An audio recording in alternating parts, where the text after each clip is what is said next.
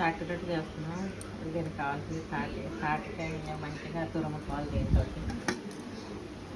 పెట్టుకునేది ఒక కప్పు బెల్లం, ఒక కప్పు ఇడ్లీ రవ్వ.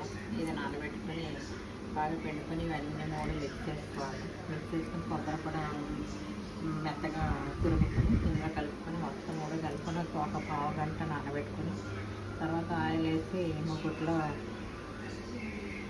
కాల్చుకోవాలి. ఒక పావు గంట సిమ్లో పెట్టి తర్వాత మళ్ళీ తిరగేసుకోవాలి. ఇంకో పావు గంట. అప్పుడు తాటిరొట్టు రెడీ అవుతుంది.